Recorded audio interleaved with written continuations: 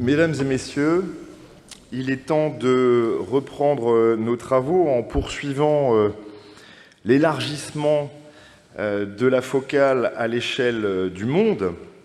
Et qui mieux que Francisco Béthencourt pour introduire cette demi-journée intitulée « L'histoire de l'Europe à l'épreuve du monde », puisque Francisco Béthencourt incarne à nos yeux la figure même de l'historien européen. Il est né au Portugal, où il a été éduqué. Il a, très jeune, peut-être était-il le plus jeune directeur de la Bibliothèque nationale du Portugal. Il a ensuite travaillé en France, en étant directeur du centre Calouste-Gulbenkian à Paris. Et puis, depuis plusieurs décennies, tu occupes la chaire Charles Boxer à King's College, à Londres, où il est devenu un des principaux promoteurs de l'histoire globale à travers de nombreuses publications, et j'en retiendrai seulement quelques-unes aujourd'hui avant de lui céder la parole. Un ouvrage, la première grande histoire européenne des racismes, donc, qui s'intitule en anglais « Racism » et qui a été traduit il y a quelques mois seulement en langue française.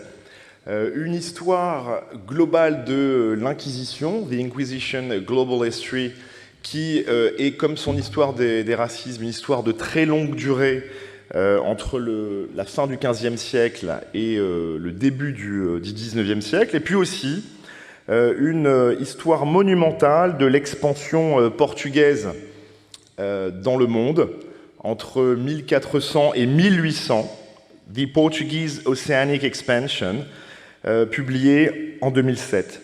Dernier ouvrage important, intitulé « Strangers Within », un ouvrage qui n'est pas encore publié en français, et dans lequel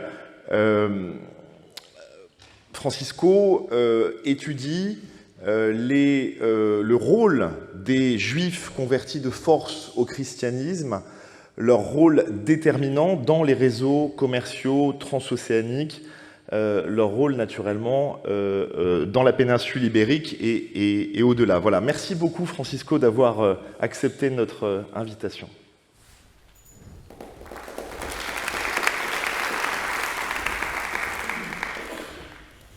Merci beaucoup de l'invitation et merci aussi pour ces paroles gentilles.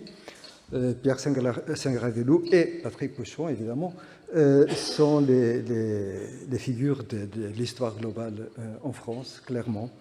Et il y a un échange permanent. C'est un plaisir d'être ici où j'ai suivi les cours de Pierre Bourdieu et de Jean Delumeau et j'ai visité plusieurs fois mon ami Daniel Roche. Notre recherche est guidée par des questions comparatives et de longue durée.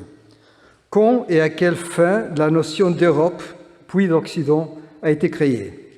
De quelle manière l'expansion européenne a influencé la perception des autres parties du monde? Comment l'Europe a été façonnée par des échanges permanents? Quel est l'état des connaissances concernant l'histoire de la production économique dans différentes régions du monde? Comment les divisions sociales ont-elles émergé et comment ont-elles évolué? Le mythe grec du rapt d'Europe situait clairement son enlèvement par Zéus comme un transfert depuis les côtes de l'Asie occidentale. L'origine de l'Europe n'aurait pas pu être mieux identifiée au passé phénicien. Nous connaissons aujourd'hui le rôle crucial de Byblos, tant sur le plan littéraire qu'économique, avec les expériences sur l'alphabet, où une lettre correspond à un son, et l'importance de l'exportation du cèdre en raison de sa durabilité et de sa résistance, idéale pour la construction navale, le logement, le mobilier et le stockage des tissus. Le développement de la notion d'Europe en tant que masse continentale opposée à l'Asie, résultat du conflit entre les Grecs et les Perses, évident chez plusieurs auteurs, d'Hérodote à Aristote. La signification politique de la définition arbitraire des continents devint visible avec l'expansion grecque vers l'Est, menée par Alexandre le Grand, suivie d'un mélange délibéré avec les élites locales. Ce projet dissipa temporairement le contraste entre l'Europe et l'Asie. L'opposition romaine entre l'Orient et l'Occident s'est prolongée avec la création de l'Empire byzantin, ce qui a conduit à la distinction entre christianisme orthodoxe et christianisme romain. L'expansion musulmane ultérieure vers l'ouest a été contrée par les croisades chrétiennes en Ibérie, en Sicile et en Terre Sainte. Des croisades occidentales et orientales, comme dirait Alphonse Dupron. La création de l'Empire ottoman a établi une nouvelle couche de conflits politiques qui n'excluait pas pour autant des échanges commerciaux et culturels permanents.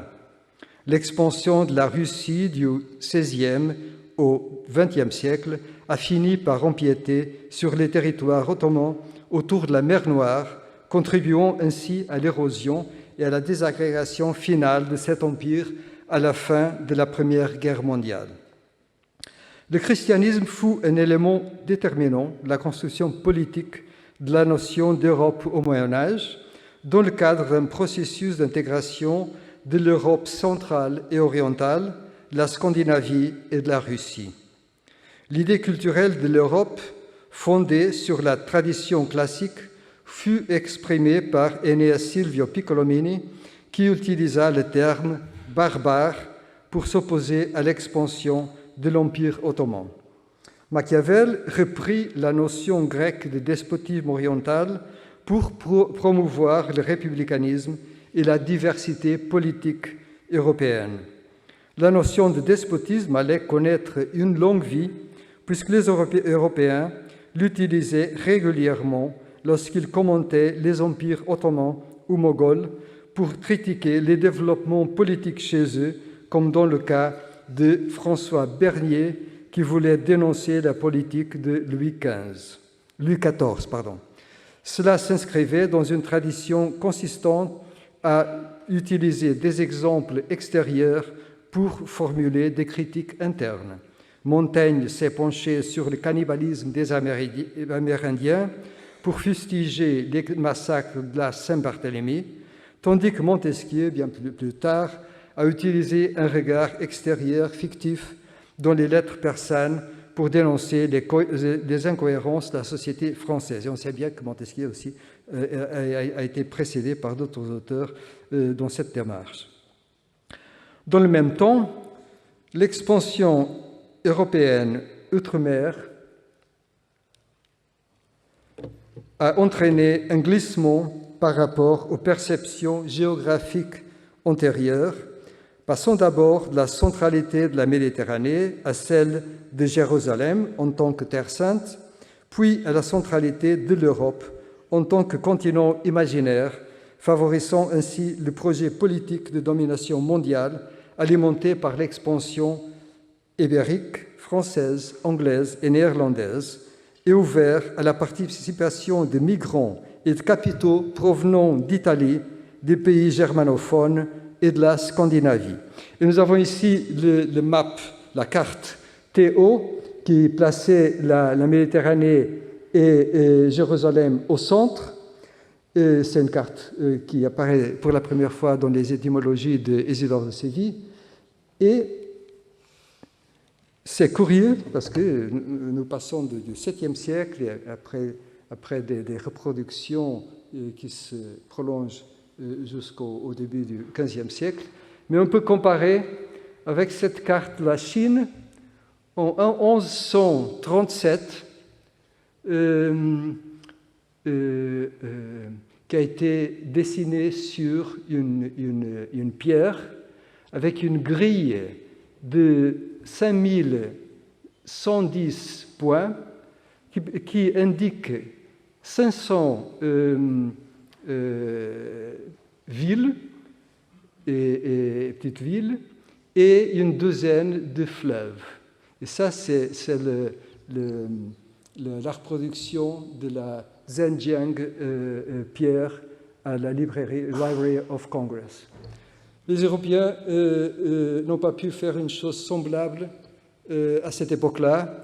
Ils ont pris 7 siècles pour y arriver. La colonisation des Amériques, seul cas réel en raison du déclin démographique de la population autochtone, a créé un marché... excusez-moi, mais je voulais montrer le changement de position et de perception, d'auto-perception des Européens avec la projection de Mercator de 1538, ici présenté sous la double forme, le double cordiforme, ou Europe, comme vous voyez là.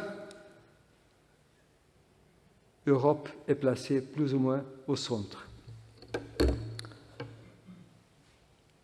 Donc, la colonisation des Amériques, celle cas réelle en raison du déclin démographique de la population autochtone, a créé un marché de production et de consommation, une colonne vertébrale économique qui a soutenu la domination temporaire de l'Europe sur le monde du XVIIIe siècle aux années 1930. Et là, nous avons cette idée claire d'un arrière-support, appui, qui a été déjà souligné par Kenneth Pomerantz. Cela explique le passage de la construction de la notion d'Europe à celle d'Occident pour comprendre les Amériques. Si l'on accepte la métaphore des continents, qui s'est enracinée et a inspiré des institutions politiques au cours des 80 dernières années, l'Europe a très tôt bénéficié de l'expérience de l'Asie occidentale en matière de techniques agricoles, d'élevage, de gestion de la propriété, de structures étatiques, d'expression artistique et d'orientation astronomique et enfin de religion. L'afflux technologique en provenance d'Extrême-Orient s'est manifesté par l'adoption du papier, de la poudre à canon, de l'imprimerie, des instruments de navigation. L'expansion européenne s'est caractérisée par une accumulation permanente de connaissances dans laquelle les informateurs locaux ont joué un rôle majeur pour identifier de nouvelles marchandises, des techniques de fabrication de textiles, des plantes médicinales, la quinine, un inventaire mondial de la flore, de la faune et des minéraux, sans parler des systèmes politiques et philosophiques. Cette extraordinaire accumulation de connaissances a constitué un atout important résultant de l'expansion européenne. Le principal moteur de cette expansion était l'avantage comparatif des autres parties du monde en matière de biodiversité. L'Atlantique Nord-Ouest était crucial pour la pêche, l'Amérique du Nord et la Sibérie pour les fourrures, les Amériques pour les métaux et les pierres précieuses, les perles et les colorants, l'Asie pour les épices, les bois, les pierres précieuses et la laque, l'Afrique pour l'or, l'ivoire et les autruches. Les échanges mondiaux de flore et de faune ont été renforcés par l'expansion européenne. Les Asiatiques ne s'intéressaient pas aux produits européens, à l'exception du corail. Ils n'acceptaient que des paiements en métaux précieux jusqu'au XVIIIe siècle. Et là, l'Amérique a joué son rôle. En revanche, les produits manufacturés asiatiques étaient très prisés en Europe, tels que la soie et la porcelaine chinoise, les textiles en coton, les meubles et les sculptures en ivoire d'Asie du Sud, ainsi que la laque japonaise. L'impact économique et politique de l'Europe est devenu plus visible dans les Amériques, où une domination directe a été imposée, contrairement à ce qui s'est passé dans la majeure partie de l'Asie et de l'Afrique. La migration massive des Européens vers le Nouveau Monde a joué un rôle important dans tous les domaines, en allégeant la pression sur les contraintes économiques et sociales en Europe. L'impact démographique qui a entraîné une stagnation économique a été significatif en Afrique en raison de la traite des esclaves, des esclavisés, qui a concerné plus de 13 millions de personnes transportées d'abord vers l'Europe du Sud, puis vers les Amériques, dépassant la traite traditionnelle vers l'Asie occidentale. L'impact économique sur l'Asie du Sud est devenu écrasant, l'impact économique de l'Europe sur l'Asie du Sud est devenu écrasant à la fin du XVIIIe siècle avec les politiques protectionnistes britanniques et la production industrielle de textiles qui ont sapé la production artisanale locale. Le XIXe siècle et le début du XXe ont connu une augmentation extraordinaire de la production industrielle occidentale, soutenue par un contrôle politique direct sur des parties importantes de l'Afrique, de l'Asie et de l'Océanie, bien que l'impact local a été inégal, avec de nombreux cas de résistance, comme l'a montré Michiel Haas. L'apogée de la domination européenne et nord-américaine sur le monde dans les années 1930 a été suivie d'un déclin progressif déclenché par la décolonisation. La contraction, après des siècles d'expansion, réduisant la domination et l'influence dans le monde, a été radicale, mais il a fallu du temps pour que les Européens eux-mêmes l'assimilent. L'émergence actuelle d'une extrême droite nationaliste est à la fois le refus d'une mondialisation échappant au contrôle occidental, ce qui signifie de faibles taux de croissance, voire une stagnation, et une réaction à la crise d'une image traditionnelle de supériorité. Ironiquement, ce sont le virage économique vers le capitalisme à la fin des années 1970 en Chine, l'implosion de l'Union soviétique au début des années 90 et le tournant décisif de l'Inde vers une économie de marché en 91 qui ont créé les conditions d'émergence d'un monde multipolaire dans lequel l'ancienne domination occidentale s'est érodée. La délocalisation de l'industrie vers l'Asie, bénéficiant d'une main-d'œuvre bon marché et d'une expertise technologique croissante, alimentée par les entreprises occidentales elles-mêmes, n'a fait que renforcer la position des nouvelles puissances émergentes. L'expansion européenne a entraîné un coût extraordinaire pour les populations autochtones. Transfert forcé de personnes réduites en esclavage, expropriation des terres, réorientation de la fiscalité, taux d'extorsion significatifs, nouvelle division internationale du travail et imposition de formes directes ou indirectes de domination politique. Tous ces changements ont été concrétisés par des méthodes violentes qui ont laissé des traces dans la mémoire locale. Le contre-coup politique contemporain, résultant de la croissance économique extraordinaire des 50 dernières années dans d'autres parties du monde, l'autre facette involontaire de l'impact occidental, est en cours. La réponse européenne à ce contre-coup politique s'est avérée difficile. La projection idéologique de la suprématie européenne, véhiculée par des textes, des images, des monuments et des musées, qui a renforcé les asymétries économiques et les hiérarchies entre les peuples, est omniprésente. Le passage de cette idéologie à un terrain de jeu international, ouvert et égalitaire, se heurte à la résistance d'une bonne partie des Européens eux-mêmes et à la suspicion d'hypocrisie et de manipulation politique de la part des anciennes populations colonisées. L'histoire globale se situe à cette intersection, cultivée par une minorité de chercheurs cosmopolites qui mettent en lumière les flux historiques changeants de l'exploitation et des échanges asymétriques, mais se heurtent aux efforts divergents de l'histoire locale, régionale et nationale qui ne s'intéressent pas aux différentes échelles d'analyse. Penchons-nous maintenant sur les fluctuations démographiques et économiques mondiales qui peuvent nous aider à nous affranchir des visions essentialistes et statiques.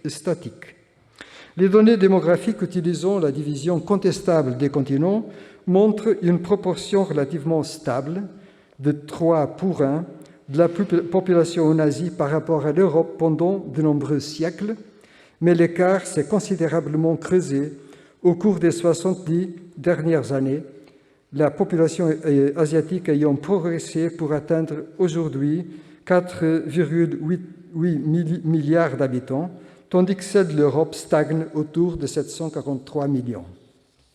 La population africaine, qui a longtemps été à la traîne par rapport à l'Europe, due à la traite, a également explosé, s'élevant désormais à 1,58 milliard d'habitants, et les Amériques, qui se trouvaient dans une situation bien moins favorable jusqu'en 1900, enregistrent une croissance régulière avec désormais 1,1 milliard d'habitants.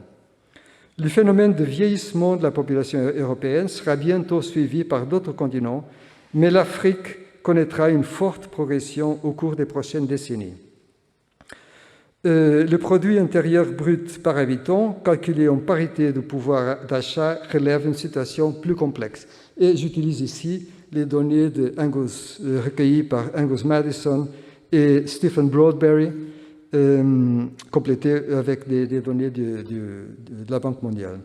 La Chine avait probablement une production économique, et c'est, on le sait, un indicateur très limité, mais il n'y a pas beaucoup d'alternatives. La Chine avait probablement une production économique par habitant nettement supérieure à celle de n'importe quelle région européenne jusqu'en 1400, à l'exception de l'Italie, avant d'entamer un déclin constant. L'impact des guerres du XIXe siècle et de la première moitié du XXe siècle, suivi des politiques désastreuses des années 1950, n'a été inversé qu'avec les réformes de la fin des années 1970, qui ont déclenché une croissance économique soutenue, favorisée par des investissements étrangers et les transferts de technologies. L'Inde a affiché un PIB par habitant relativement faible depuis 1600, reflétant plus tard les contraintes de la période coloniale, une situation qui n'a été inversée qu'avec les réformes du début des années 90. La reprise de ces deux grandes régions du monde reste toutefois en deçà des performances des États-Unis, de l'Australie, du Canada, de l'Europe, des pays producteurs de pétrole du Moyen-Orient et de certains pays de l'Extrême-Orient. La Chine se situe désormais au-dessus de la moyenne mondiale, tandis que l'Inde en est à environ la moitié, mais il faut tenir compte de la taille de la population et des variations dans le temps et dans l'espace. Le PIB total place désormais la Chine en deuxième position et l'Inde en quatrième position dans le classement mondial. La situation interne de l'Europe a présenté des variations historiquement significatives entre l'Est et l'Ouest, mais aussi entre le Nord et le Sud, avec le déclin de l'Italie après la fin du XVIIe siècle, contrastant avec la croissance extraordinaire des Pays-Bas, puis de l'Angleterre du XVIIe au XIXe siècle. L'accumulation de capital en Europe occidentale a bénéficié de l'expansion. L'apport colonial est maintenant estimé, et il y a pas mal d'études là-dessus, Jaime Reis au Portugal, Leandro Prados en Espagne, Stephen Broadberry à l'échelle européenne. Donc, l'apport colonial est estimé entre 10 et 20% du revenu national des pays européens concernés de 1500 à 1800. Ce n'est pas négligeable. Cet apport a pris encore plus d'importance entre les années de 1890 à 1930, et il faut tenir compte de l'implication de pays européens sans possession coloniale directe, comme la Suisse, qui produisait et exportait des textiles appelés indiennes. L'inertie de cette position dominante contribue à expliquer la place de premier plan de l'Europe en termes de production économique dans les classements internationaux jusqu'à aujourd'hui, même face à une concurrence croissante des pays asiatiques. Nous vivons donc une période de transition où certains pays bénéficient d'avantages historiques, tandis que d'autres investissent dans le changement et participent très clairement dans le changement technologique. On ne peut écrire l'histoire mondiale de l'Europe sans porter un regard neuf sur les principales divisions de l'humanité.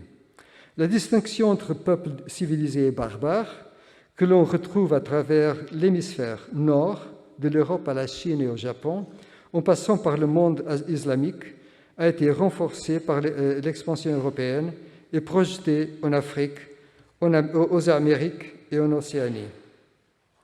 J'ai oublié de parler, lorsque je parlais des cartes, j'ai oublié de parler du premier atlas publié en Europe par Abraham Ortelius en 1570, Theatrum Aureus Terrarum, où la métaphore des continents, la personnification des continents par des femmes, a été placée d'une façon clairement hiérarchique, avec l'Europe en haut, toute vêtue, avec toutes les propriétés, et l'Amérique en haut, avec des symboles de cannibalisme. Et maintenant, l'iconographie disponible sur les peuples du monde au début de l'ère moderne montre des préjugés communs à l'encontre des peuples nomades, nus ou isolés, dépourvus d'expériences urbaines. La notion de sauvage était omniprésente, de Confucius à Darwin, bien que la tradition chinoise prôna une amélioration possible. Cette distinction a été rendue obsolète par la décolonisation, mais n'a pas disparu. Et nous voyons ici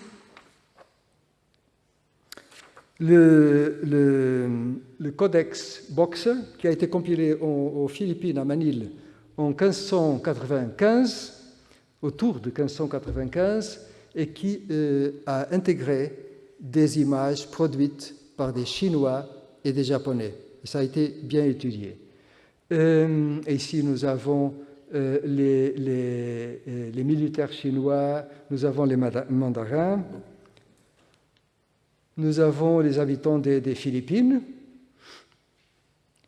et nous avons les indigènes des îles Ladrones à l'est des Philippines.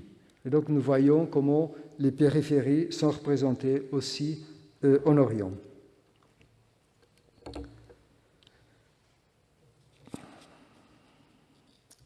La division entre hommes libres et esclaves trouve un développement significatif avec la traite transatlantique de l'Afrique vers les Amériques. Cette traite a structuré, la traite des esclaves, des esclavisés, a structuré une économie de plantation dans le Nouveau Monde, caractérisée par une main-d'œuvre intensive et un taux de mortalité élevé, ce qui l'a différencié des formes antérieures d'esclavage en Asie et en Afrique. Le mouvement pour l'abolition a vu le jour parmi les Africains esclaves et libres à travers leurs émeutes et pétitions constantes, notamment lors d'un cas marquant survenu à Rome en 1683, étudié par José Lingne-Nefafe. En Europe, la campagne pour l'abolition a été alimentée par les Britanniques sur la base d'une dissidence protestante minoritaire.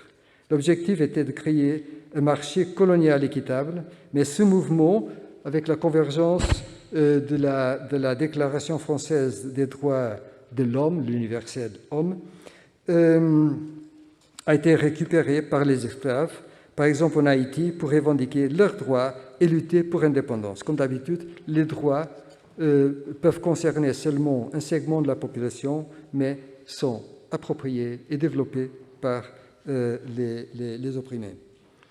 La résistance à l'abolitionnisme s'est manifestée parmi les autres puissances européennes et dans d'autres parties du monde. Aux États-Unis, bien que l'abolition ait été décrétée à la fin de la guerre civile, l'affirmation des droits civiques n'a été obtenue que dans les années 1960, et le racisme reste un problème structurel qui entrave l'accès aux soins de santé, à l'éducation, au logement et au marché du travail. L'Europe est comparativement dans une meilleure condition, mais il y a encore les divergences entre groupes de migrants en matière de résultats scolaires et d'accès au marché du travail. J'ai établi un lien entre l'esclavage et le racisme dans le cas européen, puisque l'étiquette « noix de la terre » a été appliquée aux Amérindiens et aux Asiatiques, mais il existait d'autres formes de racisme, telles que des préjugés ethniques associés à des actions discriminatoires dans d'autres parties du monde. Il s'agit là de la troisième division de l'humanité, qui transforme l'ethnocentrisme en une division raciale rigide projetée sur les peuples du monde.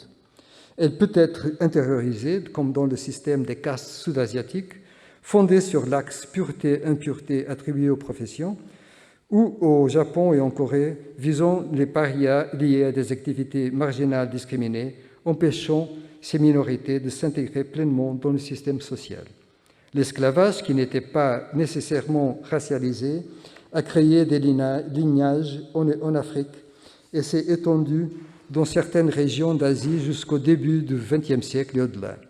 Le problème persiste dans des zones particulières, tels que le Sahel, étudié par Benedetta Rossi avec les ONG africaines locales, et a été identifié dans différentes parties du monde par Jean Alain. La question ici porte sur l'exclusion sociale qui subsiste sous formes diverses. La distinction entre citoyens étrangers est une autre division structurelle qui touche différents continents. Dans le monde colonial, la discrimination à l'égard des populations autochtones se manifestait par leur classification comme des peuples non civilisés, exclus de toute participation réelle à la vie politique. Et je parle surtout, dans ce cas-là, du cas portugais. Le cadre juridique international défini après la Seconde Guerre mondiale avec la Déclaration universelle des droits humains garantissait un ensemble de droits économiques, sociaux et politiques qui ne sont toujours pas pleinement mis en œuvre. Même pas pleinement. La crise croissante des réfugiés due à la guerre ou à la sécheresse a été exploitée par l'extrême droite en Europe, qui ignore les réseaux de passeurs et les entrepreneurs locaux qui profitent des bas salaires et profitent aussi pour les bas salaires de la polémique. Le genre est une autre division qui structure les sociétés à travers le monde, caractérisée par une subordination générale des femmes aux hommes et l'imposition de la logique binaire. En Chine, les 5 préceptes confuciens correspondaient aux vertus de l'amour filial, de la loyauté, de la fidélité conjugale, l'obéissance et de la sincérité de la part des femmes, précisons-le. La hiérarchie naturelle impliquait la soumission des enfants à leur père, des femmes à leurs maris, des veuves à leurs fils et des sœurs à leurs frères aînés. Malgré l'émancipation des femmes au cours du XXe siècle, la vie politique reste un domaine presque exclusivement masculin. En Afrique, la fluidité des genres a connu une histoire en marche, tandis que plusieurs régions ont conservé des systèmes de succession matrilinéaire, mais les femmes n'ont pas acquis le pouvoir. Le travail féminin acharné était la norme jusqu'au XXe siècle, comme l'a montré Kokri-Vidrovitch. Cependant, l'islam garantissait une part d'héritage aux femmes dans sa zone d'expansion. L'Europe avait un système plus complexe, avec des régions au sud où l'héritage était équitable, ce qui n'a pas modifié la règle générale de la domination masculine, tandis qu'en Russie, Pierre le Grand a élargi l'accès des femmes à l'héritage. Les débats sur la querelle des femmes depuis la fin du Moyen-Âge ont eu un certain impact conceptuel qui a facilité le changement moderne qui reste à achever à différents niveaux. Il s'agit de l'histoire la plus déconnectée à travers le monde, bien qu'il y ait eu des points de convergence, notamment dans les régions côtières d'Afrique, où la présence européenne a favorisé l'héritage féminin en raison du taux de mortalité masculin, ou chez les nouveaux chrétiens d'origine juive qui ont adopté le système d'héritage équitable ibérique. S'il y a actuellement un changement mondial en cours dans les divisions structurelles de l'humanité, il est plus prononcé dans ce domaine du genre, suscitant une résistance farouche de la part des privilèges bien ancrés. La division entre propriétaires et dépossédés est omniprésente. Il s'agit sans doute de la division la plus tenace ayant précédé le système capitaliste et s'étant encore davantage enracinée avec son développement qui englobe désormais la quasi-totalité du monde. L'inégalité résulte de cette division. Si on utilise le coefficient Gini pour mesurer la répartition des revenus, l'Europe présente les niveaux les plus bas, en partie en raison de sa position historique, tandis que la transition vers l'économie de marché en Chine et en Russie a considérablement accru les inégalités de répartition au sein de la population. Les pays présentant les plus fortes inégalités sont l'Afrique du Sud et certains autres pays africains, suivis par les pays d'Amérique latine et les économies pétrolières. Les États-Unis occupent la première place en matière d'inégalité parmi les pays développés.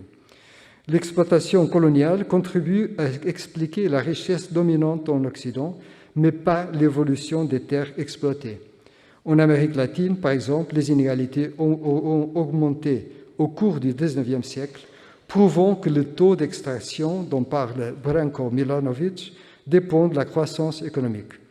Cependant, les inégalités de revenus masque une inégalité bien plus profonde en matière de patrimoine, comme Thomas Piketty l'a souligné à juste titre. Si l'on passe à une autre échelle, 1% de la population mondiale détient 42% de la richesse mondiale, tandis que la moitié la plus pauvre en détient seulement 2%. Le graphique de Piketty est sur l'inégalité de richesse. L'Europe, les 10% plus riches d'Europe et des États-Unis, et combien la totalité des richesses, ces 10%, s'approprient. Dans ce monde de plus en plus imbriqué, malgré les tentatives de déglobalisation, des formes politiques que l'on croyait reléguées au passé, telles que les empires, font un retour surprenant. Les empires ont joué un rôle majeur dans la circulation d'informations et de la technologie, bien que manipulés par ceux qui contrôlaient les mécanismes de production et distribution, reléguant minorités et communautés locales vers la périphérie sociale. L'Europe a connu à la fois les empires terrestres avec la Russie et les empires maritimes avec les pays de la côte occidentale. Les conséquences pour les peuples autochtones et nomades n'ont pas été distinctes, mais le fait est que les empires terrestres ont survécu et sont aujourd'hui en pleine réorganisation à l'échelle mondiale. L'impact, pour l'instant, est une égalité croissante des richesses aux États-Unis, en Chine, en Russie et en Inde, tandis que la situation des minorités semble plus précaire. L'intervention militaire, qui avait été en partie remplacée par le pouvoir subtil ou doux, est aujourd'hui de nouveau à la mode, mais les nouvelles technologies de guerre favorisent la résistance contre les grandes puissances. L'Europe ne dispose pas d'avantages significatifs dans ce nouveau contexte en raison de sa configuration politique hybride, de son marché commun inachevé, de sa désindustrialisation et de son relatif retard technologique dans certains domaines, bien qu'il y ait quelques domaines positifs de changement, notamment en matière de genre. Reste à